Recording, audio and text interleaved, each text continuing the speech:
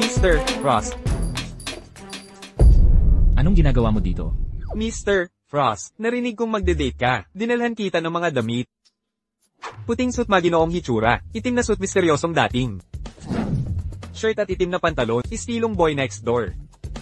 At ito, wool coat, na may leather gloves. Brooding romantic look. Tama na. Cosplay ba ito? Naaalala mo pa ba kung bakit tayo nandito? Mr. Frost, wala akong magagawa. Inihanda ni Madam para sa'yo, 48 na blind date. Ang unang 47, tumakbo ng marinig ang sitwasyon mo. Ito lang ang, gustong makipagkita sa iyo, maghanda ka. Well, kung ayaw mong umasa sa pagiging CEO, para maghanap ng partner. Kaya, umasa ka sa itsura mo. Ito, ay mga heartthrob. Alisin mo ang kalat na to, sa harap ko. Kung hindi, hindi ko siya kikitay. Okay, tara na.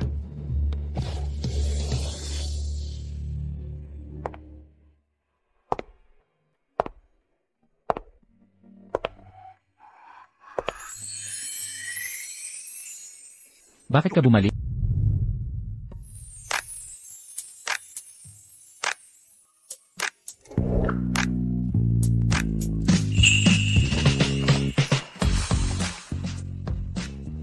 Nanggugulo ba ako? Melissa ang pangalan ko. Ang blind date mo.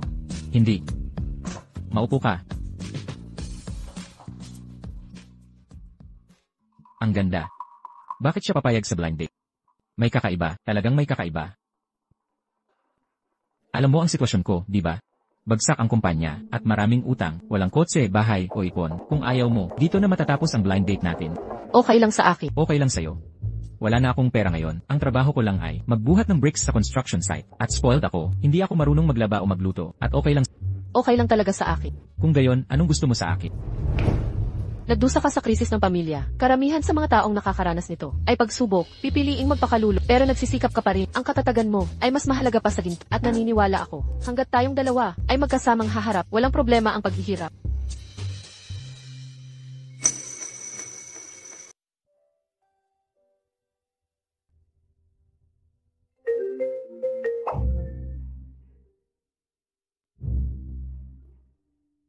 Mr. Frost, kumusta ang blind date? Madam, gusto ng report. Anong problema? Wala to. Trabaho lang. Nakakaabala ba ako?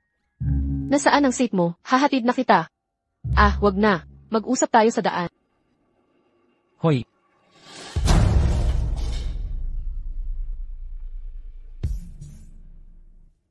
Hanapin mo yung malapit na construction site.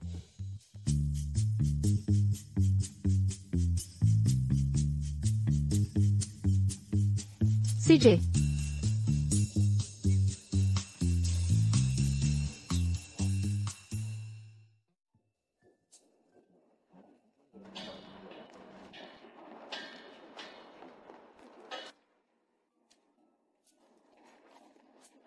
Gutom ka. Kain ka. Salamat. Umalis ka.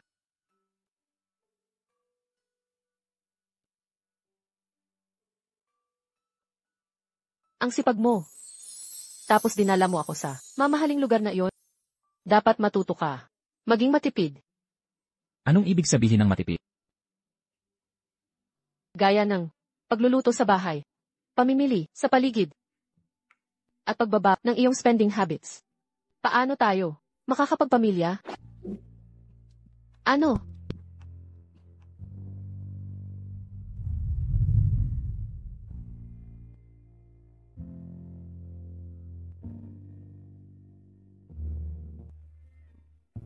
Paano kung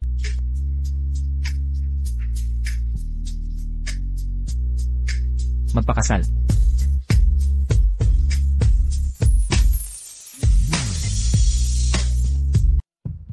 Hindi ako makapaniwalang kasal na ako.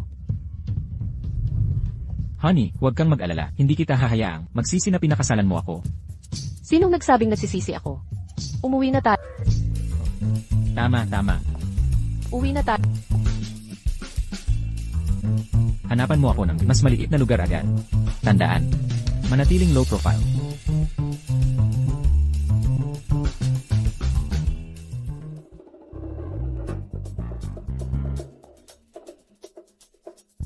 Ang walang kwentang to. Sabi ko sa kanya humanap ng maliit na lugar. Ano to? Ang laki ng lugar na to. Alam ko ang lugar na to. Ang layout na to. Siguradong nagkakahalaga ng milyon. Hindi ba't bangkarot ka na? Paano mo afford ang ganito kagandang lugar? Bangkarote ako. Inuupahan lang to. Pero ang upa dito siguradong napakamahal. Ang sweldo mo, hindi kaya to. May savings ako. Para makaraos. Hindi ka ba nangako na magiging matipid? Ibalik natin ang apartment na to. Tara na.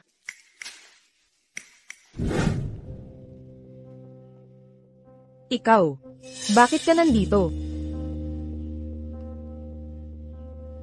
Nandito ka ba dahil nakapag-asawa ako ng mayaman at gusto mo siyang agawin? Hoy, huwag kang umalis. Magpaliwanag ka. Bulag ka ba? Kasal na ako. Itigil mo na iyang ilusyon. Pinakasalan mo talaga ito. Bangkarot ang loser na to. Tignan mo siya. Nagko-construction siya ngayon. Nakakaawa. Ate, kahit na namin mismo si Nathan, hindi mo kailangang pumili ng lalaking mababa ang estado. Si Simon ay masipag at ambisyon. Pinili kong magpakasal sa mabuting lalaki. Ang mga probinsyano walang pananaw. Hindi tulad ko, lumaki sa syudad kasama si Papa. Ang panlasa ko sa lalak ay mas mataas. Ang asawa ko ay department head sa Vital Vista Group. Malapit na, aakyat pa siya sa mas mataas. Mamumuhay ako na parang royalty, bilang isang socialite. Yan ang tunay na lalaki. Vital Vista Group. Nagtatrabaho siya sa kumpanya. Gulat ka, no? Ang Vital Vista Group, ang pinakamataas na kumpanya sa Melton. Ang CEO ay ang legendary na si Mr. Frost. Pero hulaan mo, ang posisyon niya ay hindi magtatagal dahil ang asawa ko ang pumalit sa kanya. Itigil mo ang pagpapahiya sa sarili mo. Ang CEO ay tagapagmana ng Vital Vista. Gusto mong palitan ko siya? Baliw ka ba? Bakit hindi ka pwede maging CEO? Melissa, hindi pa CEO ang asawa ko, pero mas magaling pa rin siya. Kaysa sayo na bro, mas mataas siya sayo. Palagi mo akong nalalamangan. Pero mas maganda ang pinakasalan ko. Nagseselos ka, no? Hindi naman. Nais ko ang lahat ng pinakamahusay. Bagay kayong dalawa. Ang asawa ko hindi lang matagumpay, kundi pinapahalagahan niya ako. Ako ang kanyang kayamanan. Mag-ingat ka. Okay ka lang? Kinagat ka ba? Okay lang ako. Kita mo. Walang galos. Bakit kailangan tumalon sa harap ko ng ganoon? Paano kung talagang kinagat ka? Tatanggapin ko pa rin. Asawa kita. Paano kita hahayaang masaktan? Hindi ba't ipinangako ko sa'yo? Na hindi mo pagsisisihan na pinakasalan ako. Esan. Tinulak mo ako. Ganoon ba dapat ang lalaki? Pero hindi ka naman nasaktan. Tsaka, kung nasaktan ako, ang trabaho ay dadami ng walang katapusan. Akala mo ba ako'y parang isang trabahador? Isipin mo, honey. May punto siya. Sila ay galing sa laylayan ng lipunan. Ano ang alam nila tungkol sa pagkawala ng isang department head? Kay takot-takot iyon. At harapin na natin, isa lang siyang talunan. Ito lang ang kaya niya. Hindi tulad ng asawa ko, binibilhan niya ako ng mga mansyon. Ito ang bahay para sa kasal na binili ng asawa ko. May ideya ka ba kung magkano ang halaga ng lugar na ito? Makinig ka, sis. Kapag iniwan mo na sa wakas, ang walang kwentang ito, puntahan mo ako. Para sa mga nakaraang panahon, baka payagan kita na magtrabaho bilang katulong ko at maranasan kung paano mamuhay sa isang multi-milyong dolyar na mansyon. Siguro masarap at Sobra ka na. Huwag mo silang pansinin. Tara na. HMPH. Mga kawawang mahihirap. bakit ka nakatayo dyan? Hindi mo ba ako dadalhin para pumili ng lugar natin? Simulan mo na ang kotse. Sige, tara na. Melissa. Sa buhay na ito, sisiguraduhin ko na, durugin ka sa ilalim ng mga paa ko, pagsisisihan mong kinalaban mo ako. Iparenta ko ang bahay ko sa Greenwater Manor. Sa asawa ko sa mas mababang presyo. Sabihin mo lang na ang may-ari ay nasa ibang bansa. Huwag mong ibunyag ang aking pagkatao. Huwag kang mag-alala, Mr. Frost. Ang ayos na ito ay siguradong magbibigay kasiyahan sa'yo. Kung may isa pang pagkakamali, kusang loob kang magbibitiw. Gusto kong umupa ng apartment. Matutulungan mo ba akong mag-check out? Mayroon ka bang anumang angkop na listahan? Oo naman, Mr. Ang budget mo pa rin ba ay $400 kada buwan? Kailangang malinis at maayos ang lugar. Sanay ang asawa ko sa mas magandang pamumuhay. Kung ang lugar ay masyadong marumi, baka hindi siya maka-adjust ng maayos. Ang bait mo, mister. Tutulungan kitang maghanap. Salamat. Ginulat mo ako. Narinig ko ang lahat. Mahal. Ang bait mo sa akin. Napala, mahal. May alam akong lugar. Naakma sa iyong mga kinakailangan. Talaga? Elenan. Tingnan natin. Wow! Ang laki ng lugar na ito, at $100 100 lang. Ang ganda ng nakuha natin. Melissa, kung gusto mo, kukuha ako ng mas malaking lugar mamaya. Wala akong pakialam doon. Basta tunay nating mahal ang isa't isa. Anumang tahanan ay perpekto. Malapit nang magsimula ang part-time shift ko. Pupunta na ako sa trabaho ngayon. Hintayin mo ako sa Magluluto ako ng hapunan pagbalik.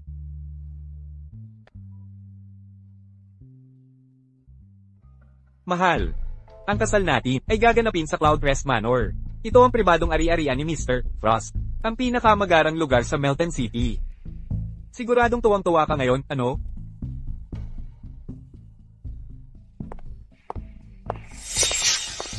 Bakit ang tagal mo? Magpalit at magsimulang magsilbi. Opo. Melissa, dito ka pala nagtatrabaho. Sige, pero ako ang magdedesisyon sa petsa ng kasal. Deal. Tay, kami ni Nathan ay nagtakda ng petsa ng kasal. Ang reception ay sa Cloudcrest Manor. Ito ang pagkakataon nating sumikat. Imbita ang lahat ng ating kamag-anak. Para sa aking mahal na kapatid, personal ko siyang ipapaalam.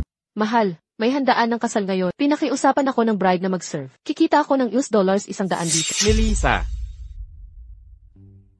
Parating na ang manager. Alis na ako, bye. dali. I serve na ang mga pagkain. Kung mamis natin ang schedule nila, kaya mo bang managot?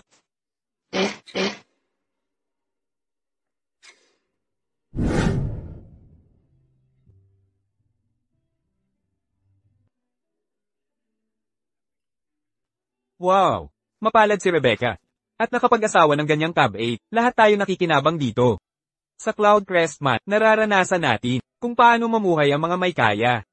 Ang Cloudcrest Manor ay pag-aari nga ni Mr. Frost at bihira itong bukas sa publiko. Pero nung nalaman nila ang kasal namin, agad silang nag-ayos. Si Mr. Frost na nabanggit mo, galing sa Vital Vista Group, ay ang bilyonaryong tagapagmana ng pamilya Frost, di ba? Ang asawa ni Rebecca ay may kapangyarihan sa kumpanya. Higit pa yan sa impluensya, higit pa sa pagkakaroon ng lakas. Hindi mo ba nakita pati si Mr. Frost? Ay kinakailangang magpakita ng respeto? Sa tingin ko, siya na ang susunod na general manager.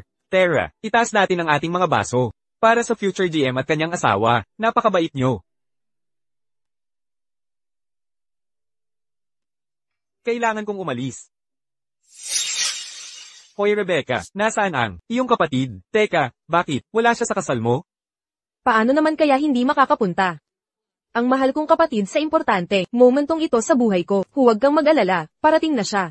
Si Melissa ay laging kahanga-hanga, pagkatapos ng lahat ng mga taon, nagtataka ako kung anong ginagawa niya ngayon. Totoo.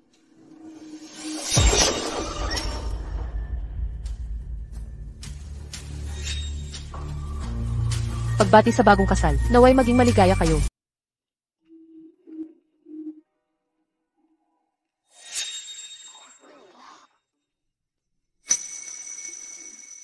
Melissa, ikaw, anong ginagawa mo dito bilang waitress?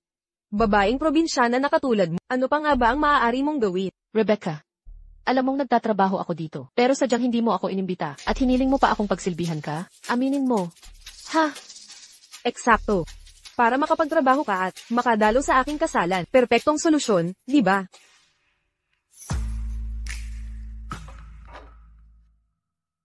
Naihain na ang mga pagkain. Aalis na ako. Tumigil ka. Ngayon ang araw ng kasal ko. Paano maglakas loob ang kapatid ko na umalis ng ganito? Bukod pa doon, bisita tayo dito bilang isang waitress. Hindi ba dapat ay maayos mo kaming pagsilbihan?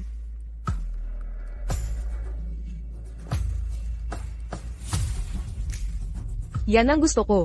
Simulan mo nang magbuhos ng alak. Hindi mo ba nakikita na nagtotoast kami?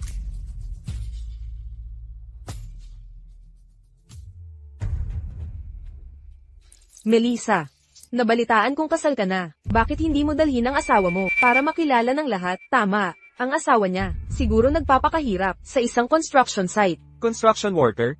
Melissa, paano mo nagawang pakasalan ng isang hamak? Pero sa bagay, isang waitress, at isang construction worker. Anong perpektong pares, nanunuya na halakhak? Rebecca, narito ang regalo ko sa kasal mo. Melissa, ang bastos naman na dumating na walang dala. Ano pa bang aasahan natin? Sa isang tulad niya, hindi niya kayang magdala ng disenteng bagay. May ideya ako. Ubusin mo itong isang case ng alak para sumaya ang lahat. Rebecca, huwag mong subukan ang swerte mo. Ikaw ang sumusubok sa swerte mo. Waitress ka lang. Kapag sinabi kong uminom, iinom ka.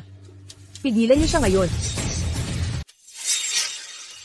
Bitawan mo ako. Bitawan mo ako. Rebecca, paano mo ako nagawang hiyain? Sinong nagbigay sa'yo ng karapatan? Dahil lang ba ang asawa ko ay isang executive sa Vital Vista Group, samantalang ang asawa mo ay laborer lang? Mas mataas ako sa'yo. Kapag sinabi kong uminom, kailangan mong uminom. Kapag sinabi kong lumuhad, kailangan mong lumuhad.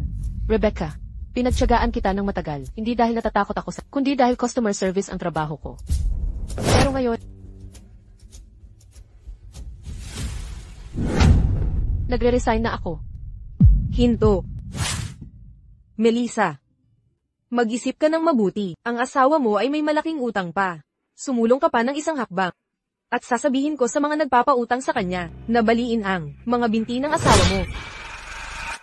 Rebecca, anong gusto mo? Inumin mo ang lahat ng alak na ito. At kung matuwa ako, maaaring maawa ako, at palayain kita. Kung hindi, ibibigay ko ang numero ng telepono ng mga debt collector sa mga nagpapautang sa asawa mo. Tingnan ko. HMM, ito, may binali sa kamay ng isang nang utang. Tatawagan ko ba siya? Hindi. Iinom ako. Umiinom na ako.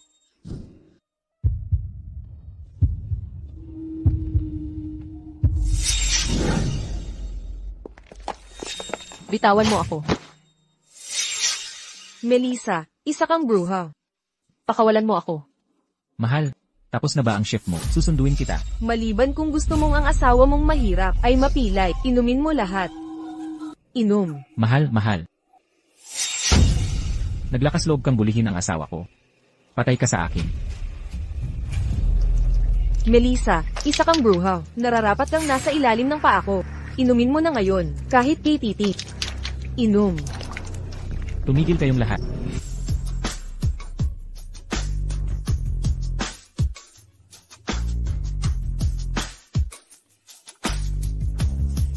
Itigil niyo na to. Simon, Ikaw yan. Paano ka nakapasok? Hindi ito lugar para sa mga basurang tulad mo. Seguridad, palabasin niyo agad siya. Binabastos si Kara Frost at gumagawa ng eksena. Patay ka. Pasensya na. Late ako, pero huwag kang mag-alala. Hanggat nandito, walang maglalakas loob na saktan ka. May masakit ba sa'yo? Magbabayad sila ng 10 doble. Ano ang trabaho ng asawa ni Melissa? Nagpapamalas siya ng autoridad. Hindi siya ordinaryong lalaki. HMPH, isang loser lang. Simon, tigilan mo ang pagpapanggap na mataas. Akala mo sa pagbibihis mo ng mag-ara, magbabago ang estado mo. Isa ka lang manggagawa. ingatan mo ang pananalita mo. Melissa, may hindi pa tayo tapos. Ipinagtatanggol mo na siya ngayon. Lumuhad ka sa harap ko ngayon. Magmakaawa ka ng awa, o kahit sino sa inyo, ay hindi makakalabas ng buhay dito. Rebecca, huwag kang sumobra. Ano naman kung sumobra ako? Walang silbi ang asawa mo. Samantalang ang asawa ko ay executive sa Vital Vista Group. Gusto mo bang makalabas ang asawa mo na walang gallows? Kung gayon lumuhad ka at sampailan mo ang sarili mo hanggang dumb you go.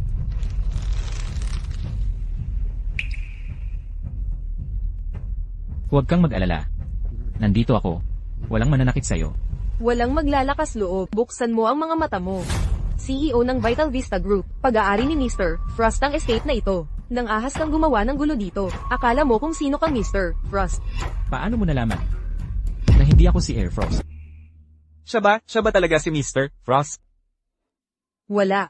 Ang nakakaalam ng background niya kaysa sa akin. Isa lang siyang broke na, walang kwentang baon sa utang, nagtratrabaho sa construction. Sige, nang ahas kang magpanggap bilang Mr. Frost. Sobrang malas mo ngayon.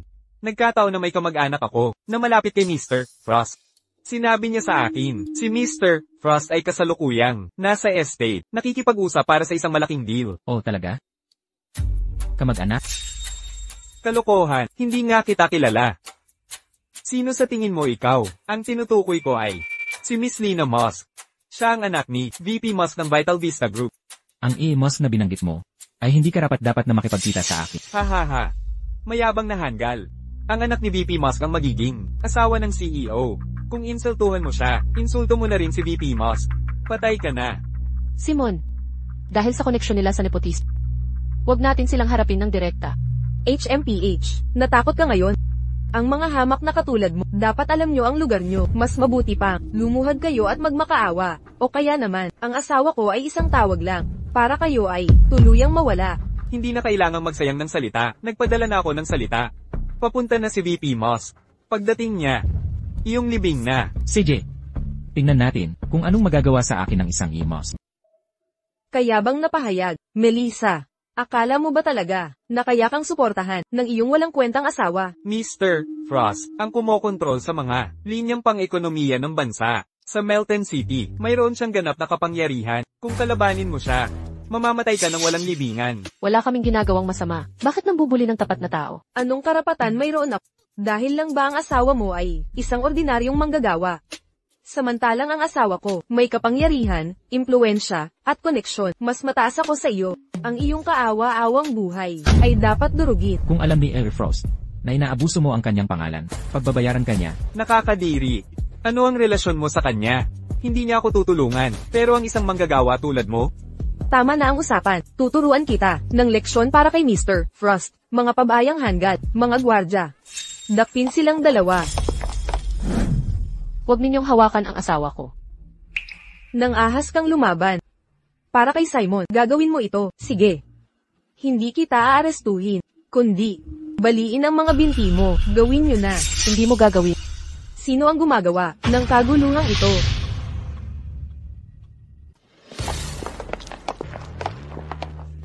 Lina. Oh, hindi, Miss Musk.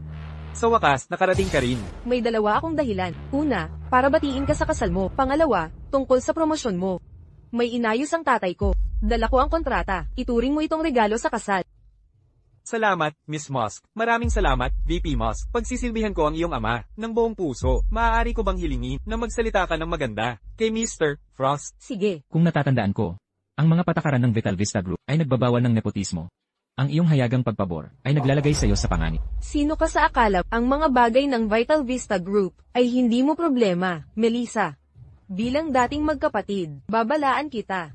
Si Miss Musk ay mahal ni Mr. Frost. Kayong mga langgam mula sa kanal ay naglakas loob na hamanin siya. Mahal?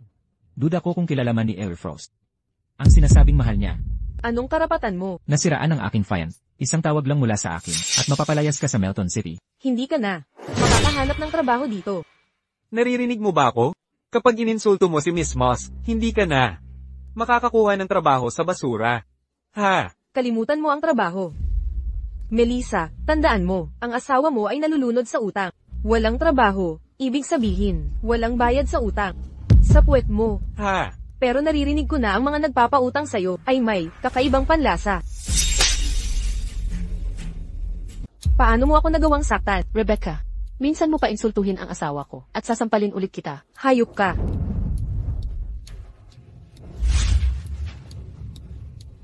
Tatayo ka lang ba dyan? Pinapanood ang sarili mong asawa na binubuli ng ganito. Gusto niyo sigurong mamatay. Mga bata, kunin niyo sila.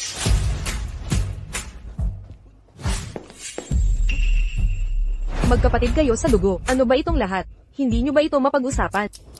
Wala akong kapatid na probinsyana.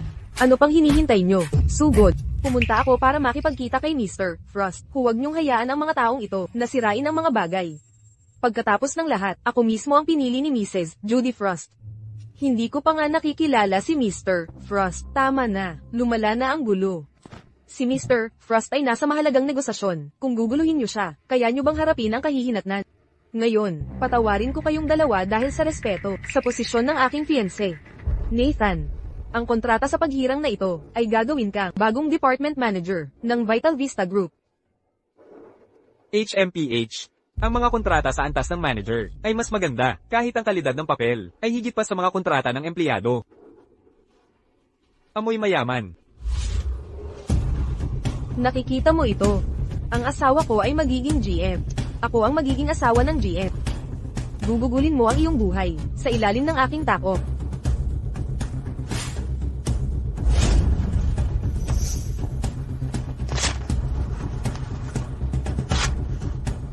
Anong ginagawa mo? Nababaliw ka na ba? Bilang CEO ng Vital Vista Group, ipinapahayag ko. Epektibo ka agad. Inaalis si Nathan sa lahat ng posisyon. Anong ginagawa mo? Baliw ka ba? Ang kontrata ko. Ang kontrata ko. Ikaw.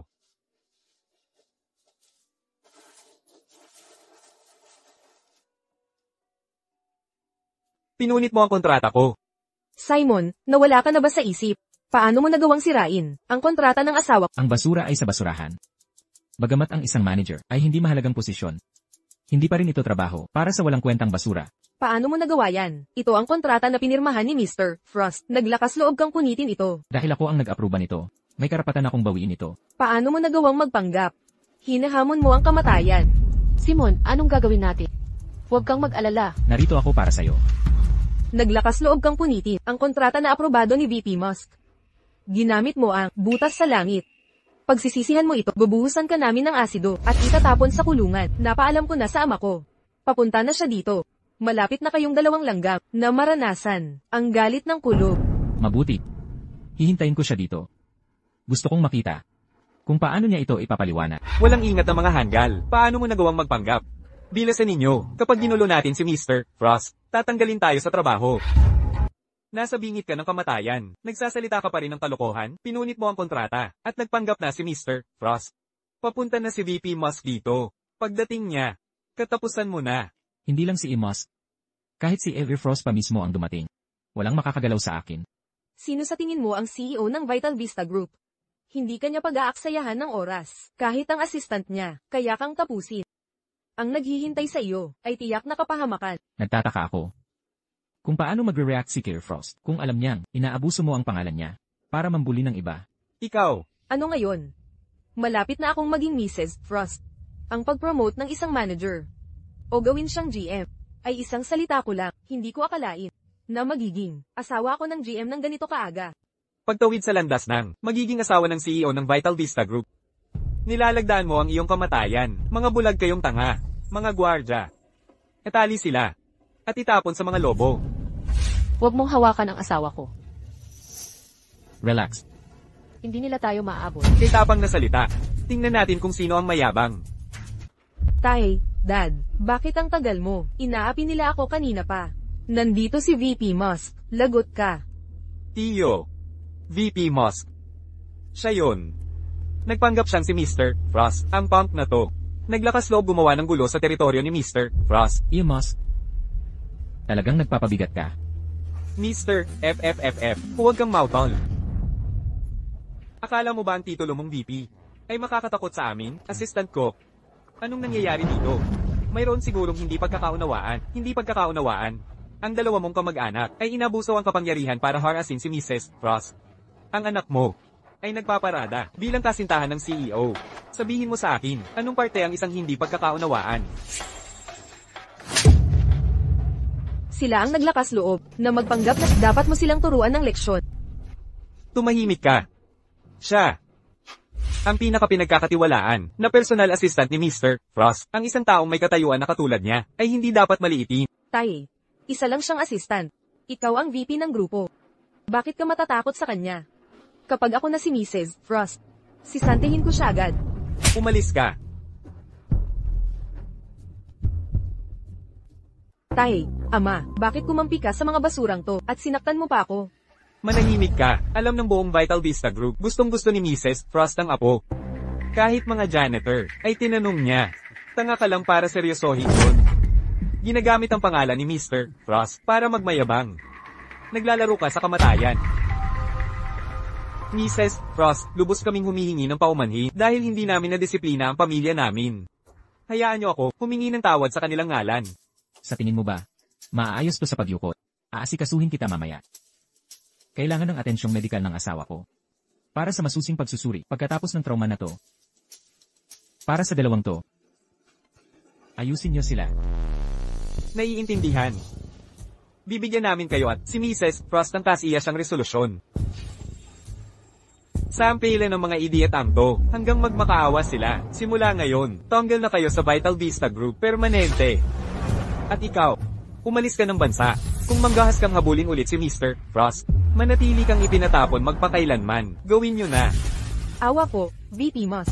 Maawa po kayo. Tito, pamangkin nyo ako. Hindi mo ba naiintindihan kung sino ang inyong ginalit?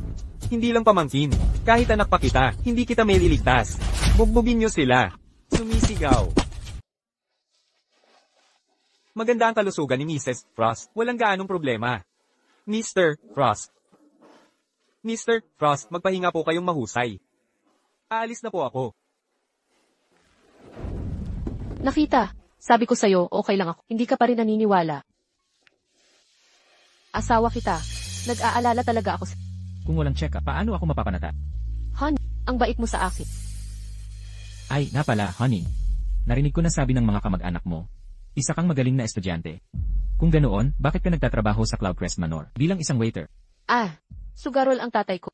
Tuwing hindi siya makabayad, pinapapunta niya yung mga inuutangan para gumawa ng gulo sa kumpanya ko. Paulit-ulit, walang kumpanya ang nangangahas na kunin ako.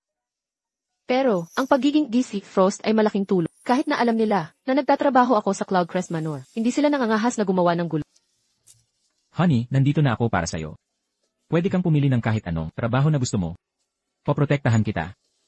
Naniniwala ako sa'yo. Ngayon, ikaw ay pinrotektahan mo ako ng mabuti, ano? Ay, nga pala. Bakit kayo sumama sa may-ari ng lupa? Parang silang lahat ay takot sa kanya. Ito. Honey. May gusto akong aminin sa'yo. Ano ng problema? Ang totoo. Ako si Air Frost na tinutukoy nila. Mahal, bakit ka tumatawa? Dahil Frost ang apelyido mo, hindi ka na si Eric Frost. Pero, nabalitaan ko, katulong daw ni Eric Frost ang may-ari. Kilala mo siya. Kaya pala, tinulungan ka niya, di ba?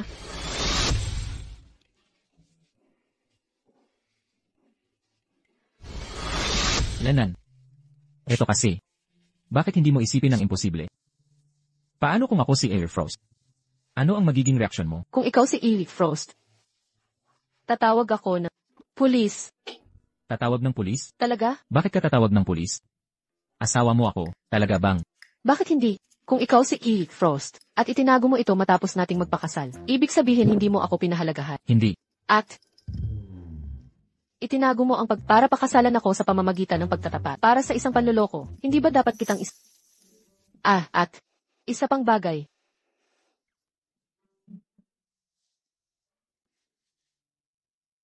Narinig ko na, may sakit daw si Eric Frost. Sakit? Esan, noong nagtrabaho ako sa Cloudcrest Manor, sabi nila, si Eric Frost ay talaga namang impotente. Impotente. Lanan. Ha?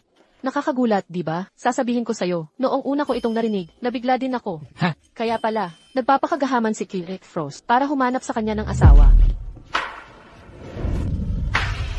Anong problema, mahal?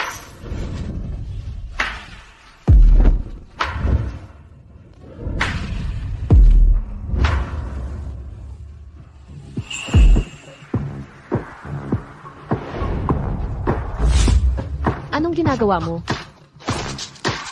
Pinapatunayan ko, impotente ba talaga ako o hindi? Pero hindi ka si Eric Frost. Tama na.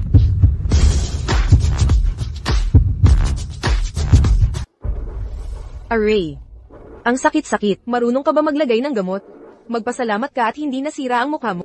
Nag-aaway ng ganito, at ayaw nyo pang magpatawag ng pulis. Akala nyo ba ang mga medical staff ay kasali sa mga kangki games nyo? Magbayad na kayo at umalis. Huwag niyong sayangin ang resources. Hoy. Maging nurse ng lalait sa akin. Mahal. Ang lalaki ni Melissa, sino ba talaga siya? Hindi ba construction worker lang siya? Paano siya naging makapangyarihan? May inalam ako. Lumabas na siya lang. Nagrenta ng lugar sa pangalan ng assistant ko. Ginamit niya ang koneksyon na yun para sumipsip kay Mr. Frost. HMPH. Alam ko na hindi pwedeng biglang maging maimpluwensya. Swerte lang at HMPH, nakipagkaibigan sa sunod sa year ni Mr. Frost. Hoy, tumahimik ka. Kung hindi dahil sa'yo, na nag-provoke sa kapatid mo, magkakaganto ba ako? Mawawalan ba ako ng trabaho, dahil sa construction worker? Masaya ka na? Mahal. Huwag mo akong hawakan. Kapag nakahanap ako ng lalaki, nadaan, hindi, 1,000 beses, mas magaling kaysa sa asawa niya. Hindi ko ba dapat ipagmalak sa lahat ng kakilala natin? Hindi ko naman kasalanan, di ba, mahal? Huwag mong ailapit ang pagmumukha mo sa akin. Ginamit ni Dad ang koneksyon niya para makakuha ako ng trabaho sa Wells Fargo Company. Magsisimula ako next week.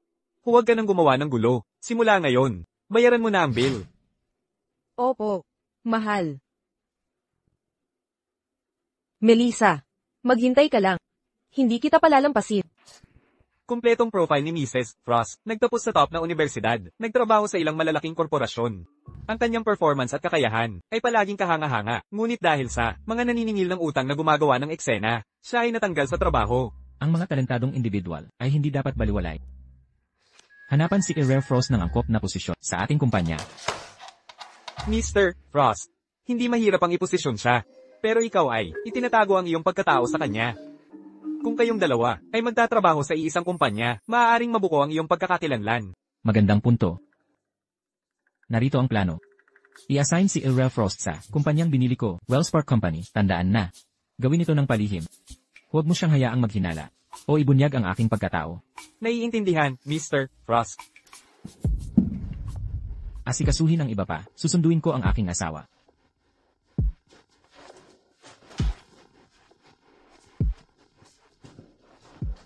Huminga ng malalim. Mukhang si Mr. Frost ay seryoso talaga sa pagkakataong ito. Madam, ako ito. Sina Mr. at Mrs. Frost ay gumagawa ng malaking pag-unlad. Hindi na magtatagal. Bago ka makakita ng apo sa tuhod.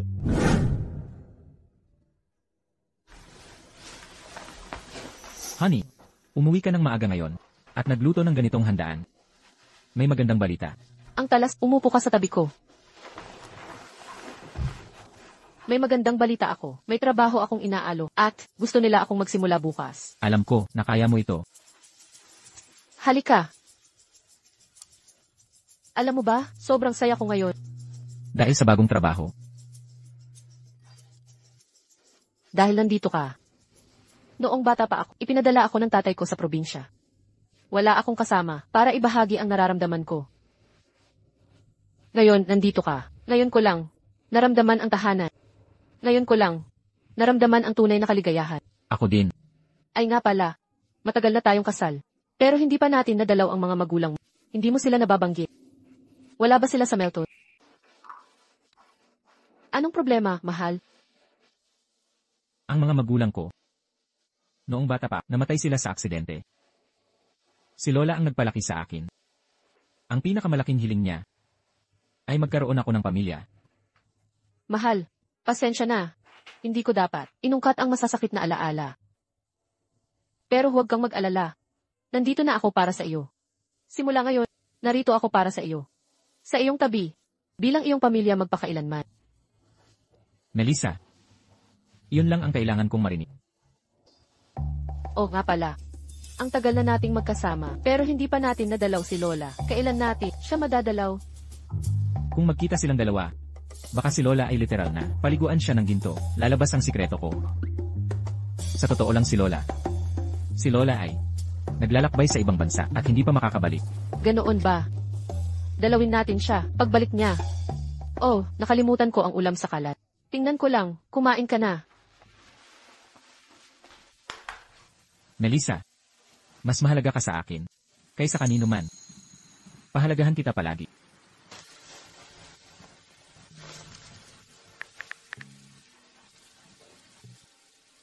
Kukuhanan ko ang asawa ko ng regalo para sa bagong trabaho. Gumawa ng disenyo bukas. At ipadala sa Vital Vista.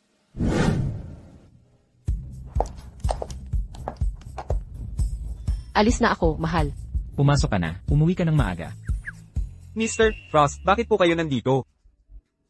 Mr. Frost, hindi ba tinatasan ninyo ako at si Director Jacob na mag-present sa Vital Vista? Bakit kayo personal na pumunta? Frost. Siya. Ang ibig niyang sabihin, gusto niyang ihatid ko siya kay Ginoong Frost. Ako ang driver na binook niya, pinasakay lang kita papunta doon. Papunta na ako sa trabaho ngayon. CJ, mag-ingat sa pagmamaneho. CJ, Ginoong Frost, ano ito? hindi ba't pupunta tayo sa Betal Vista para sa proposal? Kunin mo ang sasakyan. Opo, Ginoong Frost. Melissa. Bakit lagi kitang nakikita kahit saan? Base sa hitsura mo, mukhang hindi ka nakalusot doon, kaya nandito ka ngayon para maglinis ng bat. Sasabihin ko rin sana sa iyo yan. Umalis ka. Hoy, ikaw. Isa ka lang naman na janitor. Paano mo nakuha ang access card ng kumpanya? Ibalik mo iyan. Makinig ka, Melissa. Ako ay kasalukuyang empleyado ng Wellspark Company. Hinihinala ko na, ninakaw mo ang access card. Natatakot ako na madidismaya kita. Nagtratrabaho rin ako dito. Imposible. Sira na ang reputasyon mo sa Melton. Walang kumpanya ang kukuha sa iyo. Hindi pwede.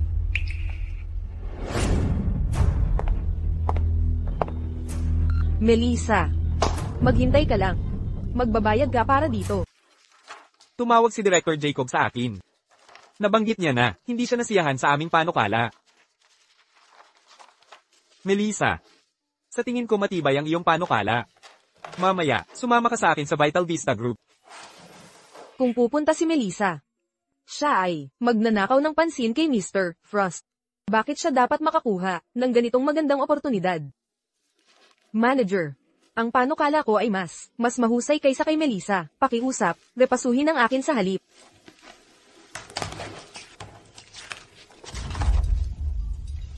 HMM, hindi masama. Gagamitin namin ang sayo. Maganda ka na ngayon. Opo, manager.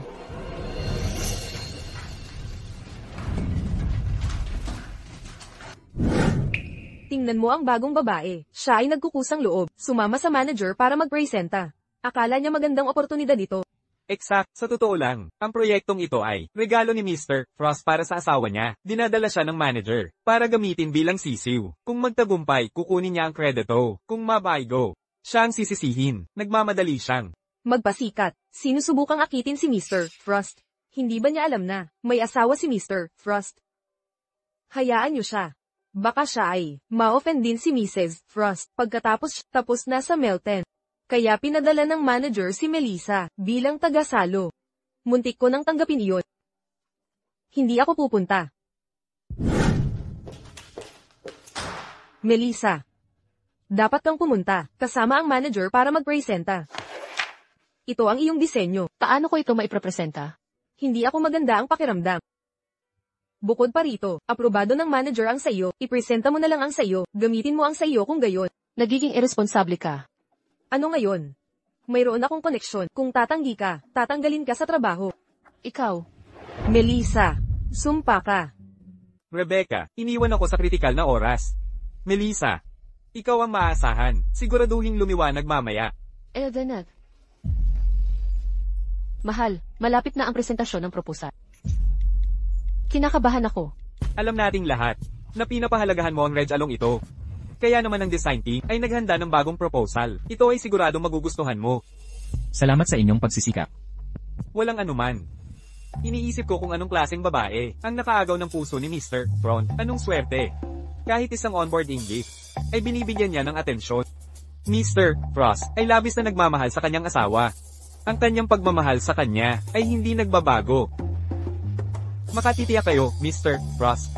Ang Wellspark Design Department ay magbibigay ng aming buong pagsisikap. Sisiguraduhin namin kay Mrs. Frost na makita ang inyong mabuting intensyon.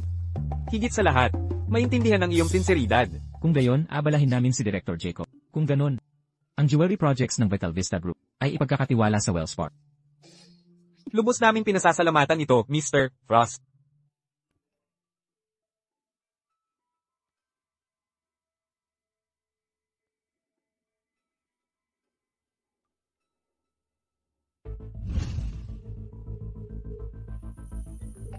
Ang ringtone na ito ay katulad ng sa asawa ko. Bakit hindi mo ay silent ang phone mo? Ang presentasyon kay Mr. Frost ay dapat maging perpekto. Bakit siya nagbaba ng telepono? Mr. Frost, handa na ang bagong disenyo. Pwede ba? Silang pumasok ngayon? Papasukin sila.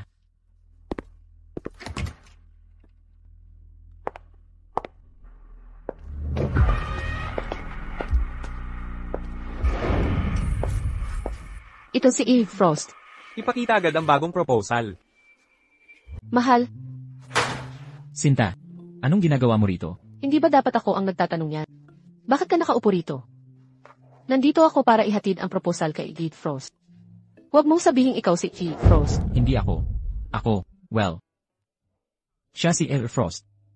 Pinapunta niya ako. Hindi ba't ako ang nagmaneho sa kanya kanina? Ngayon gusto niya akong maghatid sa kanya. Ha? Tama. Tama po. Kaya pala. Naiintindihan ko na. Kanino ko ibibigay ang proposal na ito?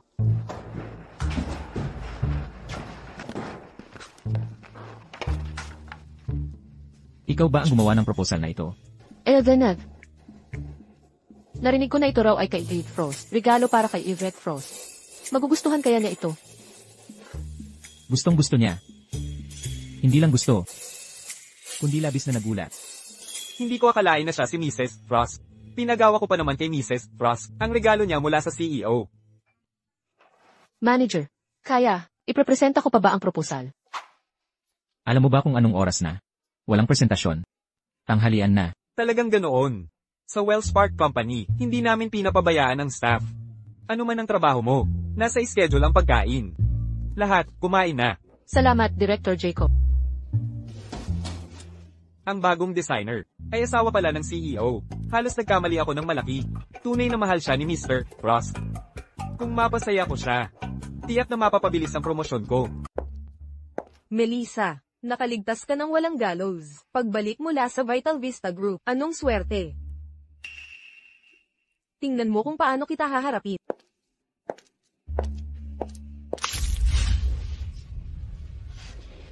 Rebecca, anong ginagawa? Oops, sorry. Itong draft ng disenyo ay due na ngayon, di ba? Pero, sinadya ko ito. Ito ang pinaghirapan ko. Draft ng disenyo. Bakit mo sinira ito? Bakit? Dahil, si Director Jacob ng Wellspark Company ay malayong tiyuhin ng asawa ko. Sa kumpanyang ito, mas marami pa akong kayang gawin kesa sirain ang disenyo mo. Kaya ko pa nga kitang patalsikit, sa isang salita lang. Rebecca, huwag mong abusuhin ang kapangyarihan.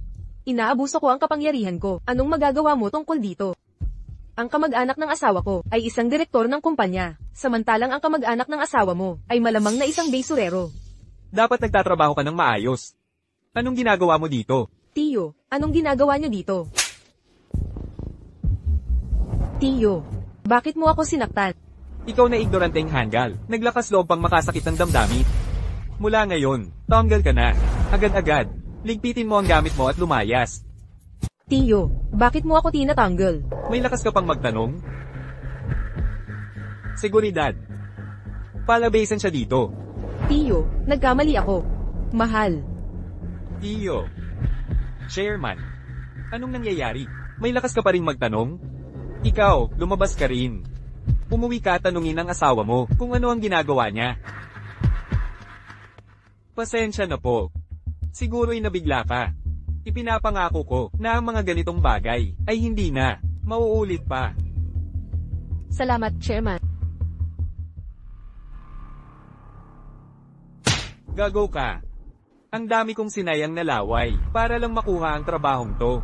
At ikaw, naglakas loob na insultuhan si Melissa. Alam mo ba kung sino ang sumusuporta sa kanya? Anong malaking tao? Manggagawa lang ang asawa niya. Tumahimik ka. Sinabi sa akin ni Director Jacob ang lahat. Malapit ang asawa niya kay Mr. Frost. Melissa ay kapatid mo. Sa pagkakaroon ng koneksyon, hindi mo man lang naisip gamitin ito. Pero naglakas loob kang insultuhan siya. Sa tingin ko, dala ka lang ng malas.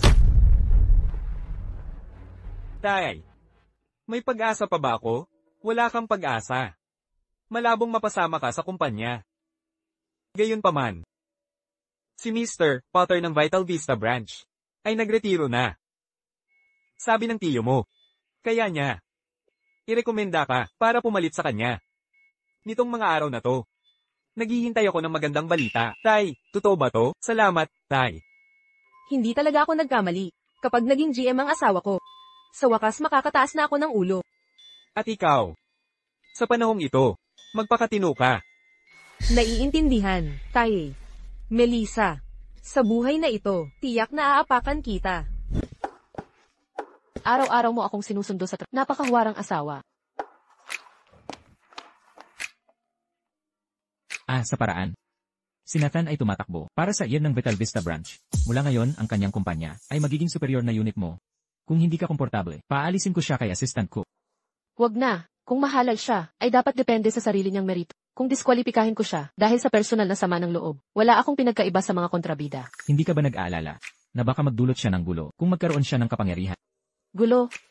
Anong gulo? Wala akong pakialam sa mga walang kwentang tao. Gusto ko lang makasama ka. CJ, bigyan natin siya ng isa pang pagkakataon. Kung magtagumpay siya, depende sa kanyang mga kakayahan. Tama. Manalo ang pinakamagaling. Tara na. Kinukuha lang ang impormasyon kay Mr. Mori. Bakit natatagalan? Bakit ang tagal?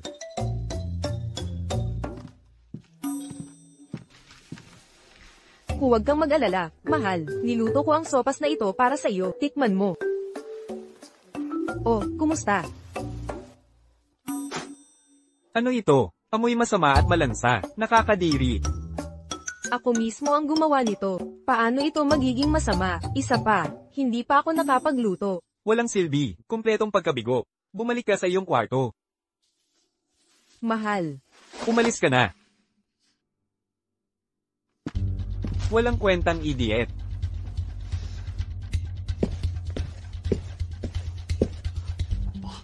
Anong sinabi ni Mr. Mori? Aprobado ba ni Mr. Potter ang promosyon ko? Ang posisyong iyon ay pinag-iinteresan ng maraming karibal. Bakit niya basta ibibigay sa atin? Anong gagawin natin ngayon? Kasalanan to lahat ni Rebecca. Sinabutahin niya lagi ang karera ko. Bakit ko ba pinakasalan? Ang babaeng ito na puro problema? Tamad siya at matako. Magaling lang sa pagtukso ng lalaki. Walang silbi sa ibang bat. Perpekto kung ganun. Si Mr. Potter ay may kahinaan dyan. Dahil magaling siyang manukso. Gamitin natin ang talento niyang yan.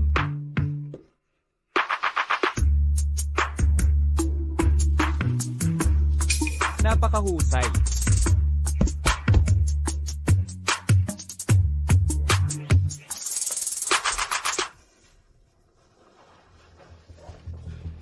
Mahal. Masyado akong harsh kanina. Huwag kang magalit. Hindi naman. Buti na lang at okay lang sa'yo na wala akong silbi. Sinta, kailangan ko ang tulong mo sa isang bagay. Ang pag-aproba ni Mr. Potter ay mahalaga sa promosyon ko. Pwede bang magmaganda ka para sa akin? Pero, walang halaga ang mga salita ko. Paano ako makakatulong? Ibigay mo lang ang Red Along ito sa kanya ng tahimik. Nakaayos na ang lahat. Sa pangalawang pagkakataong ito, ang posisyon ko bilang asawa ng GM ay dapat masiguro sa lahat ng paraan. Sige, gagawin ko. Para sa pag-asenso ng karera mo, gagawin ko ang lahat. Ikaw mismo ang nagsabi.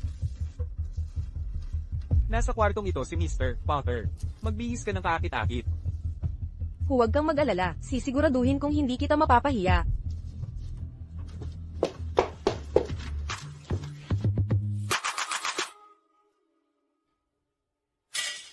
Babae. Kapag naging manager na ako, ikaw ang unang kong aalisin. Huwag kang mag-alala, Mr. Potter. Hindi ko makakalimutan ng kabaitan mo. Ang iyong pagkabukas palad ay hindi malilimutan. Anong ginagawa mo? Hindi ka ba marunong kumatok bago pumasok? Nathan, ikaw, paano mo nagawang lokohin ang asawa mo? Wala ka bang puso? Mahal, huwag ka naman ganyan. Tsaka, asawa kita. Ang magsakripisyo para sa karir ko ay natural lang, di ba? Isang maliit na sakripisyo lang. Alam mo ba kung gaano ka-Ramirez ang matandang manyak na yon? Para to sa ating kinabukasan at kaligayahan. Magtiwala ka sa akin. Sisikat ako sa pagkakataong to. Mamumuhay ka na parang Reyna. Tungkol sa posisyon ng GM, ayos na ba? Ayos na ayos. Sa tulong ng asawa ko, paano pa ako mabibigo? Pero heto ang catch. Alam mo na ang promosyon. Kailangan ng approval ng lahat ng managers. Kailangan ko ang unanimous consent. Baka pwede mo? Anong iminumong kahi mo? Mahal, critical ang timing na ito. Hindi tayo pwedeng magkamali ngayon. At sa totoo lang, Gusto mo bang habang buhay, nasa ilalim ka ng anino ng kapatid mo? Ipinapangako ko. Pag ako na ang naging GM, pagbabayaran niya ni Melissa, tuturuan ko siya ng leksyon. Magsisisi siya sa paghamak sa atin. Makukuha mo ang hustisya. Tama, hindi ko hahayaang si Melissa. Nahigaitan pa ako. Deal. Pero hindi lang ako gusto maghiganti. Gusto ko siyang wasakin. Lubos na mawawasak. Ang iyong hiling ay aking utos. Melissa, papanoorin kitang umaakyat sa itaas. Bawat kahihiyang titiisin ko ay pagbabayaran mo ng 1,000 beses.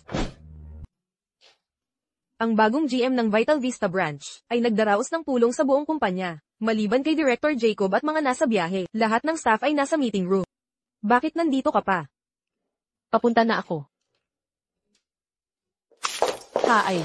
Pasensya na talaga. Siguro, maaari mong hiramin ang damit ko. CJ. Salamat. Sa wakas, dumating ka rin, ate. Rebecca, bakit ka nandito? Nagulat ka. Nagplano kang patalsikin ako. Hindi inaasahang babalik ako sa mismong lugar na ito. Nasiraan ka na ng bait. Huwag kang magmadali. Bilang magkapatid, ikaw bilang nakatatandang kapatid ko, paano mo hindi masasaksihan ang promosyon ng asawa ko bilang GM at ang pag-angat ko bilang asawa ng GM? Ito ay isang makasaysayang sandali. Ang drama ng kasal mo ay hindi ako interesado. Itigil mo na ang pang-aabala sa akin. Teka, hindi pa ako tapos. Ang pulong ng asawa ko ngayon ay direktang may kinalaman sa iyo. Ipaliwanag mo. Tingnan mo mismo.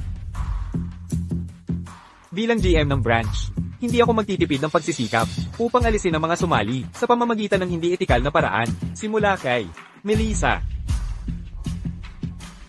Lahat masdan ninyo.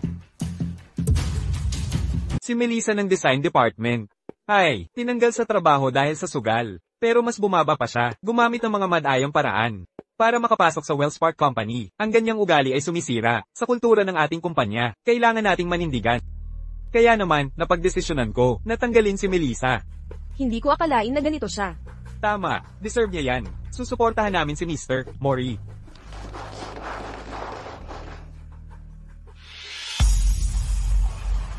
Nakipagsabuatan ka sa mga insiders para siraan ako, di ba? Anong problema kung ginawa ko? Sisiguraduhin kong mawawala sa'yo ang lahat, ang reputasyon mo, lahat-lahat. Sa ibabaw ng aking bangkay, pupunta ako para magpaliwanag. Anong maitutulong niyan ngayon? Tignan mo nga yung suot mo. Kahit pumasok ka pa, kamumuhian ka lang nila. Kapatid mo ako. Paano mo nagawang magplano nang ganito kasama laban sa akin? Bakit? Alamin mo ang lugar mo. Ang isang probinsyana na katulad mo ay hindi dapat mas maging magaling sakit. Nararapat kang mapunta sa ilalim ng paa ko. Nakikita mo ba yan? Ang asawa ko ngayon ang GM. Ginagalang sa buong kumpanya. Bilang asawa ng GM, nasa magandang buhay ako. Habang ikaw ay isang palaboy lang na kinamumuhian ng lahat. Hindi kita hahayaang manalo. Lilinisin ko ang pangalan ko. Tumigil ka dyan. Hindi pa tapos ang palabas. Tignan mo mismo.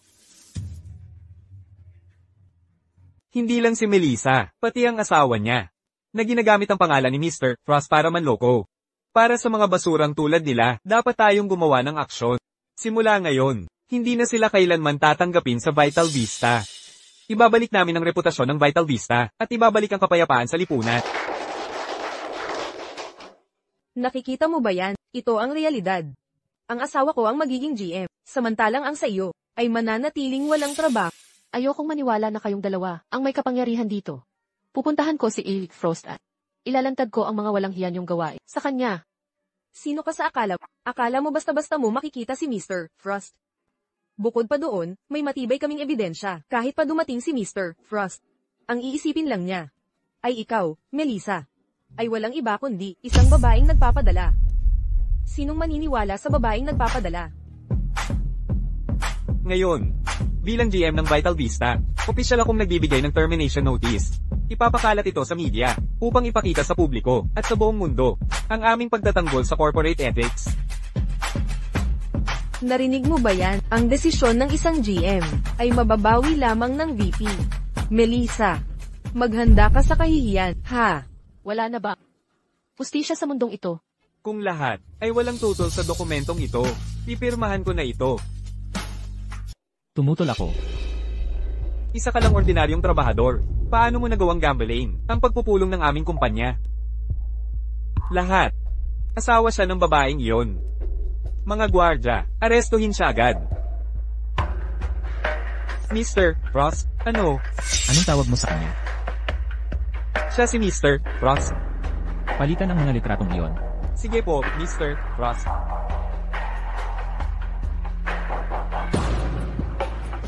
Kaya si Rebecca pala ang nasa litrato. Nakan, nagpanggap ka para maging yen at siraan ang asawa ko. Binabawi ko ang posisyon mo bilang yen. Simula ngayon, paalisin ka sa Melbourne City. At permanenteng ilista sa blacklist. Palabasin siya dito. Mr. Frost, pasensya na po. Hindi ko alam na kayo si Mr. Frost. Dalhin siya paalis. Mr. Frost, nagkamali ako. Imposible. Ang lalaking iniwan ko ay hindi maaaring si Mr. Frost. Mr. Frost, nagkamali ako. Mr. Frost, bigyan niyo po ako ng isa pang pagkakataon. Mahal. Simon. Kaya. Nagsisinungaling ka sa akin. Buti na lang wala si Mrs. Frost ngayon. Kung hindi, Hindi niya dapat malaman ito. Siguraduhin lahat ng narito ay manahimik para hindi masaktan si Kira Frost. naiintindihan po, Mr. Frost. Simon. Mahal, anong ginagawa mo dito? Nagtratrabaho ako sa kumpanyang ito. Natural lang na nandito ako. Ang tunay na tanong ay, bakit ikaw nandito? Hayaan mo akong magpaliwanag. May business assistant cook dito, kaya sumama ako para tignan ka. Tumigil ka na sa pagpapanggap. Ginoong Frost. Mahal, hayaan mo akong magpaliwanag. Ipaliwanag ang ano? Ipaliwanag kung bakit itinago ang pagkatao mo para pakasalan na. Bakit ka patuloy na nagsinungaling hanggang sa mismong sandaling ito? Ano? Nahihiya ka ba dahil mahirap ako? O natatakot na pag-interesan ko ang yaman? Mahal, sumusumpa ako. Hindi ko naisip yan. Bigyan mo lang ako ng pagkakataon. Mapapaintindi ko sa'yo, Simon, bitawan mo ako. Hindi ako makikinig sa mga dahilan. kahit kailan. Hindi mo ako pwedeng iwan. Bitaw.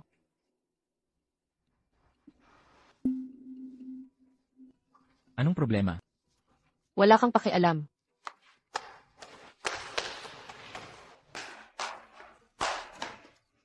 Binigyan ng pangalawang pagkakataon sa... Ang gusto ko lang ay isang simpleng kapareha. Pero heto ako ngayon, nakulong muli sa kasinungalingan at pagtataksil. Mayroon bang tunay na pag-ibig? O isa lamang itong ilusyon? Dugo. Mahal.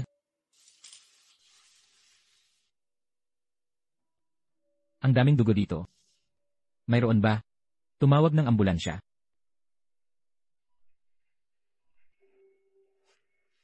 Mahal, gising ka na.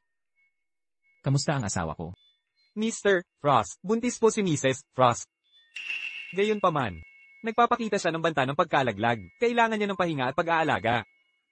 Ano man ang mangyari, iligtas ang anak ko sa lahat ng paraan. Huwag kang mag-alala, Mr. Frost. Mahal, tignan mo magkakaroon tayo ng baby. Bigyan mo ako ng isa pang pagkakataon. Ipinapangako ko. Aalagaan kitang mabuti, at hindi na magsisinungaling muli. Mahal, alam kong nagkamali ako ng malaki. Pero may mga pangyayari na nagpilit sa akin. Para sa baby, patawarin mo ako. Okay. Kailangan ko ng oras para mag-isip. CJ, Nathan, ang sama mo. Paano mo ako nagawang saktan? Buntis si Mrs. Frost. Dapat mong tiyakin ang kanyang kaligtasan sa lahat ng paraan. Buntis nga si Melissa. Ang posisyon ng asawa ng CEO ay nararapat lamang sa akin. Paano niya nagawang nakawin ito sa akin? Hindi ako pwedeng sumuko ngayon.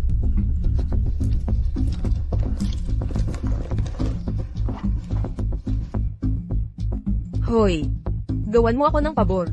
Babayaran ko ang utang mo sa sugal. Melissa, magbabayad ka para dito. Pababayaran kitang ibalik lahat ng inagaw mo sa akin. Aba, mahal kong manugang.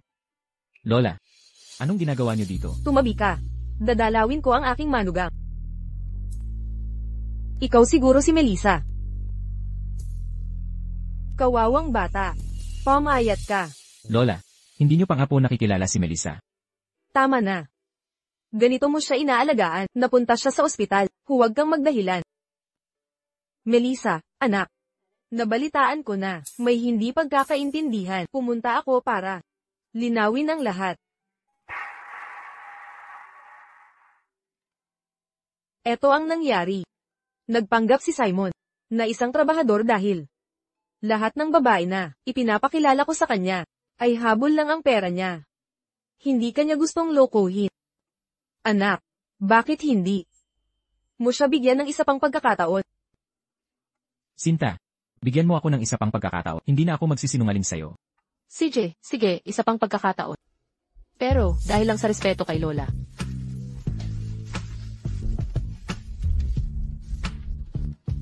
Anong problema, anak?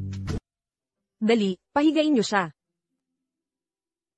Anong problema, mahal? Buntis siya ngayon, at mahina ang katawan, alagaan niyo siyang mabuti. Huwag niyo siyang inisin palagi.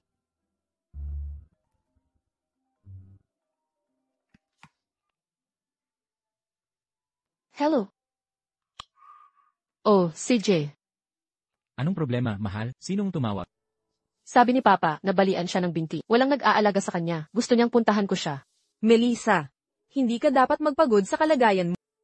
Simon, puntahan mo siya. Kung malala, dalhin mo siya rito. Kumuha ka ng caregiver para sa kanya. Hindi natin dapat pahirapan ang apo natin. Pero, Mahal, tama ang lola. Mag-focus ka sa pagbubuntis mo. Iwan mo na sa akin ang iba. CJ.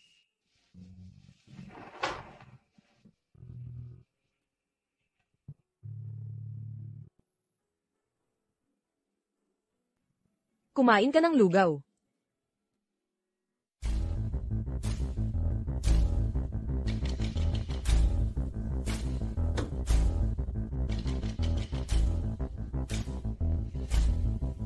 Bakit ka nandito? Si Simon pala.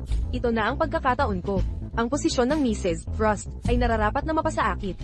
Ikaw pala ang nagpaplano. Anong ngayon? Kapatid ko siya. Hindi ba dapat dumalaw siya? Hindi ba tama yun? Rebecca, binabalaan kita, kapag gumawa ka ulit ng ganyan, at sinaktan mo ang asawa ko, hindi kita patatawarin.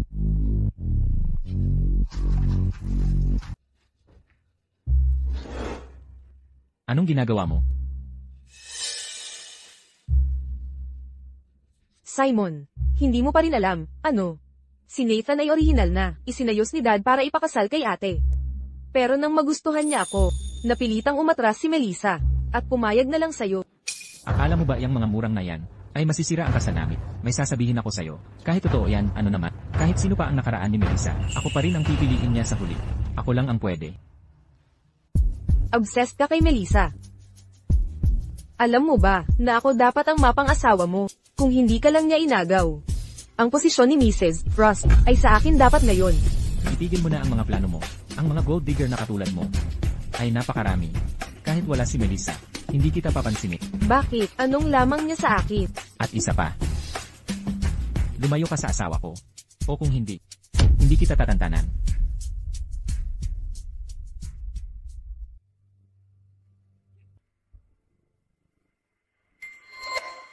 Para kay Melissa to. Pero dahil nandito ka, ikaw na lang ang mag-enjoy.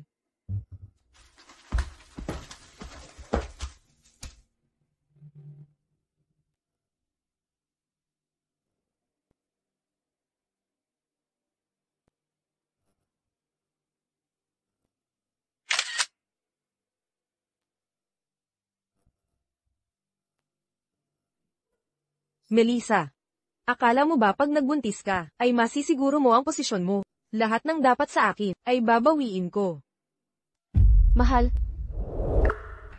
Paano niya nagawang makasama si Rebecca? Kumusta ka? Mahal kong kapatid. Nagustuhan mo ba ang mga litratong pinadala? Rebecca, bakit ka nasa bahay? Nasaan ang asawa ko? Ipasa mo siya sa telepon. Mahal, kay Sweet. Sayang. Malapit na siyang maging asawa ko. Ano ba talaga ang gusto mo? Babawiin ko ang nararapat sa akin. Ikaw dapat ang ikakasal kay Nathan. Dapat ako ang asawa ng CEO ng Vital Vista Group. Ang posisyon na yun ay dapat sa akin. Ninakaw mo ang buhay ko. Hindi kita sasayangan ng oras. Pakausapin mo ako sa asawa ko. Akala mo dahil Mrs. Frost ka na, may karapatan ka ng apihin ako para magmalaki. Plano kong day-in ka para pumunta rito. Pero dumating si Simon, kapag natulog na kami. Tuluyan ka na niyang itatakwit, kasuklaman ka niya magpakailanman. Huwag kang managinip. Hindi ka hahawakan ng asawa ko. Ang walang muang mo. Pare-pareho lang ang mga lalaki, kapag naghubad at umakyat ang init. Wala ng moral at desente. Melissa, hintayin mo lang na palayasin ka sa kat. Hello. Rebecca.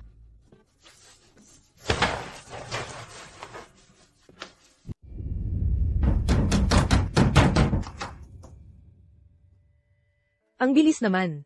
Talaga bang mahalaga sa iyo si Simon? Nasaan ang asawa ko? Ilabas niya na siya ngayon. Anong minamadali mo?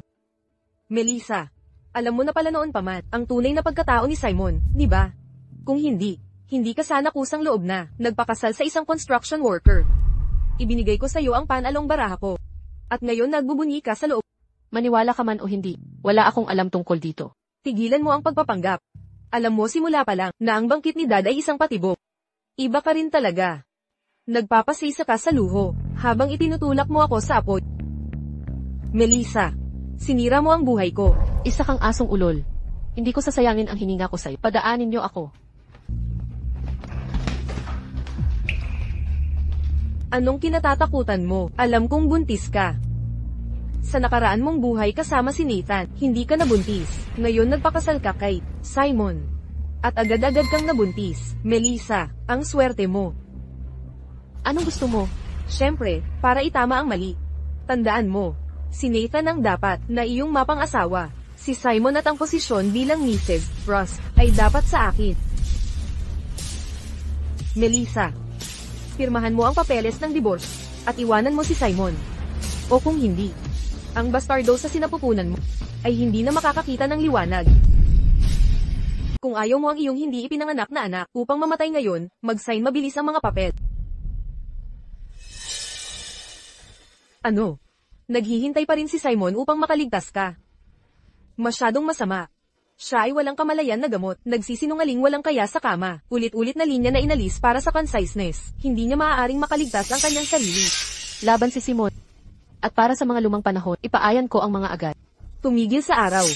Babalik ko kayo, lahat ng iyong ninakaw mula sa akin, ngayon.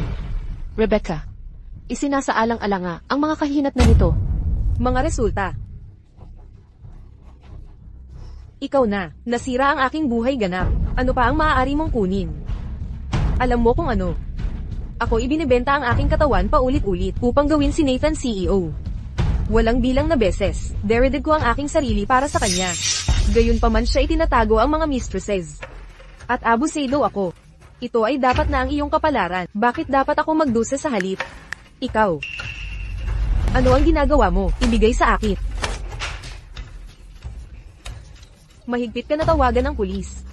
Humihiling mo ng kamatayan. Melissa. Sa tingin mo, sino man ay darating upang makaligtas sa isang beses ako pumatay sa at maaari kong gawin ito muli. Ano ang ginagawa mo? Ang iyong kamatay. Ang aking sariwang simula. Bigyan ako ng isa pang pagkakataon, at gagawa ko ang tamang pagpipilian. Melissa, papatayin kita. Rebecca, Baliw ka. Humingi ka ng tulong sa akin, pero hindi mo sinabing papatay tayo. Nandito lang ako para maglaro, kasama ang aking kapatid. Natatakot. Tama na ang usapan. Nangako kang ibabalik ako sa posisyon ng GM. Ano ang plano mo? May isang paraan. Kung matapang ka. Magsalita ka. Napansin mo na siguro, obsesyon si Simon kay Melissa. Gamitin ang feelings niya para magsalita siya para sa iyo. Hindi lang GM. Pwede ka pang maging chairman. Mas baliw ka pa sa akin. Pinapabagsak mo siya sa akin. Sa tingin mo tutulungan niya ako? Hindi kailanman kusang loob, pero kumuha ka ng leverage sa kanya, at susunod siya. Anong ibig mong sabihin? Matulog ka kasama si Melissa, at I feel mo para i-blackmail siya. Mapapasayo siya, sa iyong awa. Sira ka. Babae siya ni Mr. Frost. Papatayin ako nito. Kung mananahimik siya, Hindi malalaman ni Mr. Frost, hindi na mauulit ang pagkakataong ito. Kung uurong ka, maghahanap ako ng iba. Para sa iyo. Patuloy kang isang loser na walang bayag. Sinukol ako ni Simon. Ito na ang comeback ko. Kung mabaygo ako, sisihin ko lahat kay Rebecca. Panalo pa rin ako. Sige. Gagawin ko.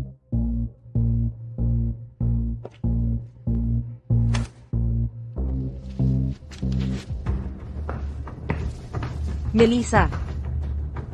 Hindi papayag si Simon na makita kang may ibang lalaki. Hindi niya hahayaang manatili ka bilang Mrs. Frost.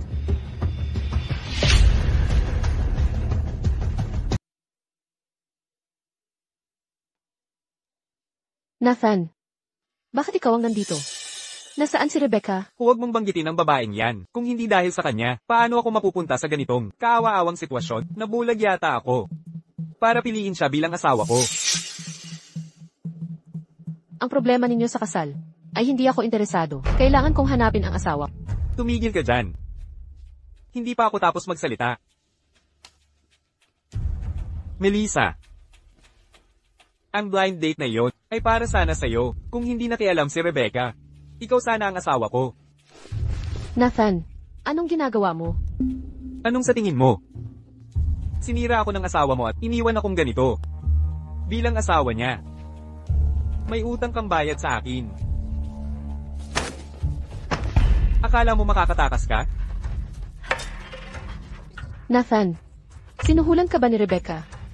Anong inalok niya sa iyo? Dodoblehin ko. Huwag kang magsinungaling. Kung pakakawalan kita ngayon, babuhusan ako ng asido ng asawa mo. Pero kung matutulog ako sa'yo, at gamitin ito bilang leverage, ibibigay mo sa akin ang lahat. Ah, bitawan mo ako.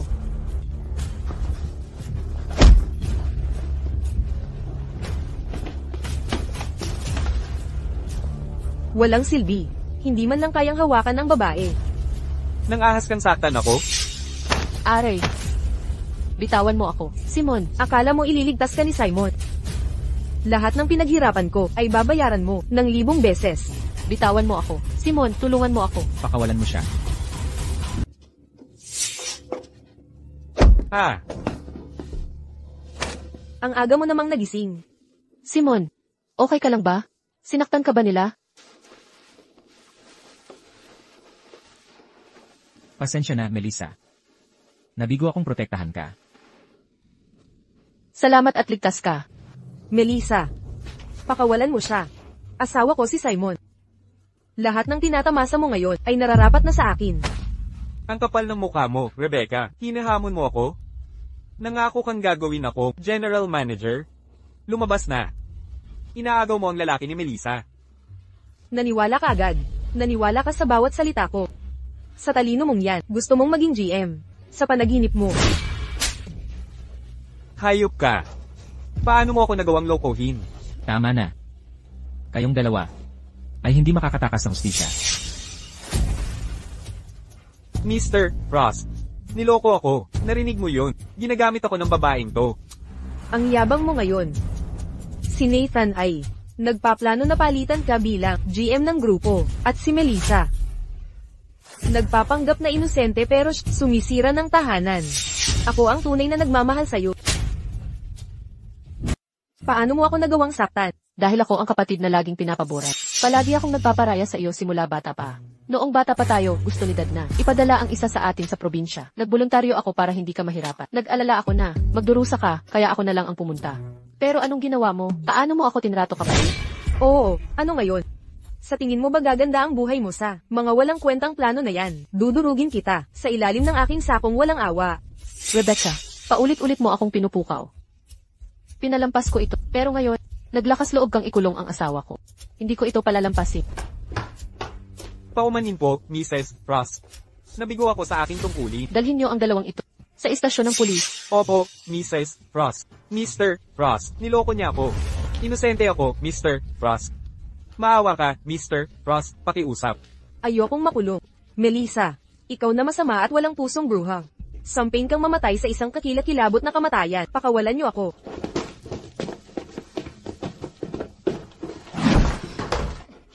Dad, tulungan mo ako. Melissa, ano ba itong nangyayari? Magkapatid kayo sa dugo. Okay na ang mga binti mo.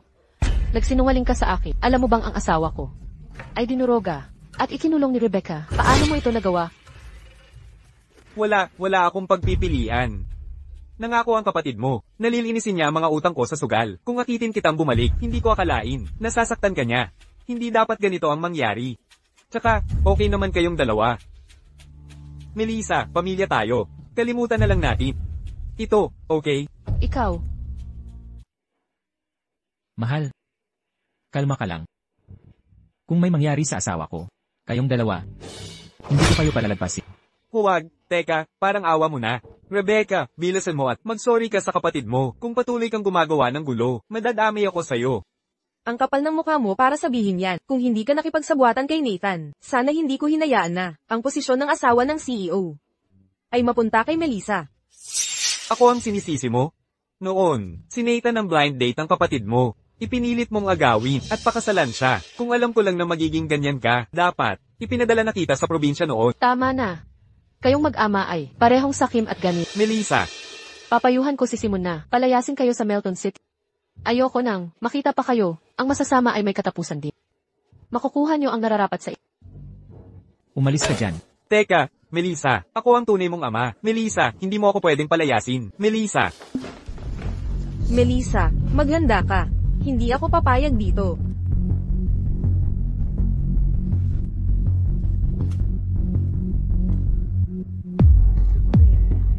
Mamamatay si Simon sa isang pagsabog sa Canal Street sa loob ng 3 araw. Melissa, kapag wala na si Simon, tignan natin kung paano ka magyayabang. Kumusta ang pakiramdam mo? Mas maayos na ako. Malusog din ang babe. Huwag kang mag-alala. Hindi ako nag-aalala sa baby. Ikaw ang inaalala ko. Okay lang ako. Nung araw na iyon, itinigil ko ang lahat ng koneksyon sa kanila. Kung may mangyari ulit na ganito, hindi ako magpapapigil para sa pamilya. Baguhin na natin ang usapan. Mahal, gusto kong magkaroon ng kasal natin sa susunod na linggo. Kasal natin. Ang bilis naman. Masyadong mabilis? Matagal na tayong kasal. Huwag kang mag-alala sa mga plano. Ako na ang bahala sa lahat. Ay nga pala, bukas ang prenatal check-up ko. Sasama ka ba? Naman. Pero kailangan ko munang asikasuhin ang negosyo sa pabrika sa Canal Street. Maghintay ka sa bahay. Susunduin kita pagkatapos. Canal Street. Anong problema, mahal? Ang pangalang ito, parang pamilyar, bakit kaya? Mahal, Oh, wala naman. Pero kapag naririnig ko iyon, nakakaramdam ako ng kaba. Baka dapat nating kanselahin ang plano. ikaw, natrauma ka pa rin sa nangyari noon. Huwag mag-isip ng sobra, magpahinga ka. Pero kasi, Tama na. Magpahinga ka na lang sa pagbubuntis. Ipaubaya mo na sa akin ang lahat. Hindi ko hahayaan na may manakit sa'yo ulit.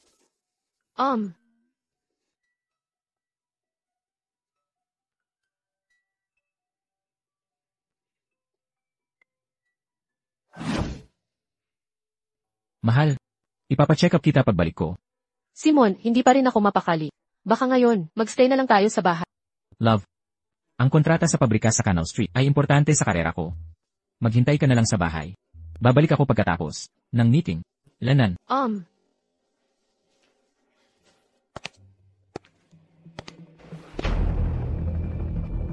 Bakit ang Canal Street, ang mga letra na ito, ay nagdudulot ng takot sa akin, ang kaba sa puso ko?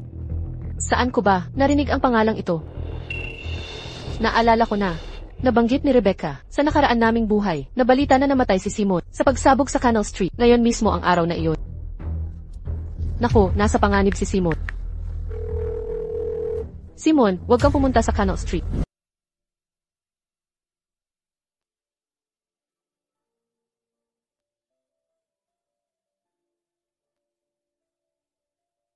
medyo matindi ang trapiko. Huwag kang mag-alala, Mr. Frost. Hindi namin papalampasin ang pagpirma.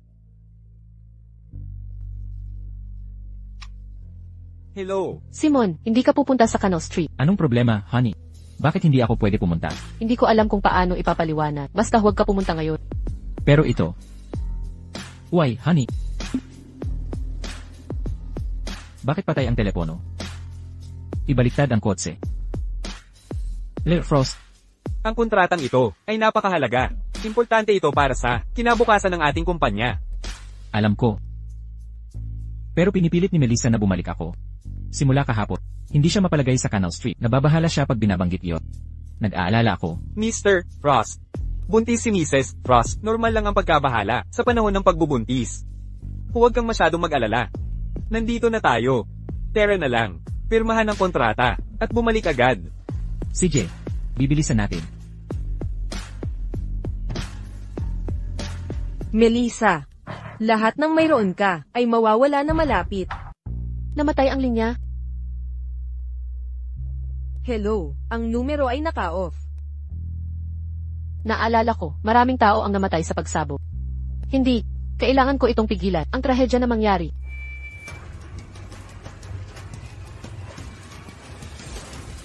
Huwag mo iyang buksan. Maraming salamat po. Kung hindi dahil sa'yo, nagdulot sana siya ng sakuna ngayon. Okay lang. Simula ngayon, huwag mag-operate ng gas. Malapit sa alikabok na madaling masunog. Pwede itong magdulot ng pagsabog. Sobrang delikado.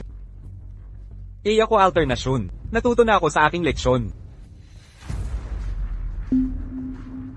Sa buhay na ito, nailigtas ko ang lahat. Paano ito nangyari? Hindi sumabog ang panaderia. Buhay pa si Simon. Noong nakaraan, palaging nangyayari ito. Bakit hindi ngayon? Melissa, akala mo ba mababago mo ang kapalaran? Sisiguraduhin kung hindi ka magtatagal. Kung hindi siya papatayin ng langit. Ako mismo ang gagawa.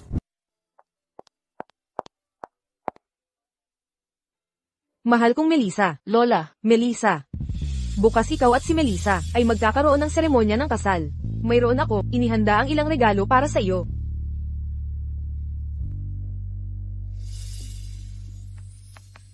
Lola, ito ay labis na maluho. Masyadong malaki. Kung hindi tayo nagmamadali, iisipin kong ito ay napakasimple. Sisihin mo ang pilyong iyon. Sa pagmamadali ng mga bagay-bagay, at hindi ako binigyan ng oras para maghanda, Lola. Pwede tayong magkaroon ng simpleng seremonya sa kahit anong simpleng lugar. Hindi kailangang maging engrande. Hindi pwede. Ang mga kasal sa aming pamilya ay hindi basta-basta lamang. Hindi ko hahayaang ang aking apo sa babae ay ulitin ang aking nakaraang panghihinayang. Hindi ka maniniwala kung gaano kabilis ang mga bagay. Nang pakasalan ko ang kanyang lolo, masyadong minadali. Kahit walang maayos na singsing. Tingnan mo. Lahat ng ito ay para sa iyo, mahal ko.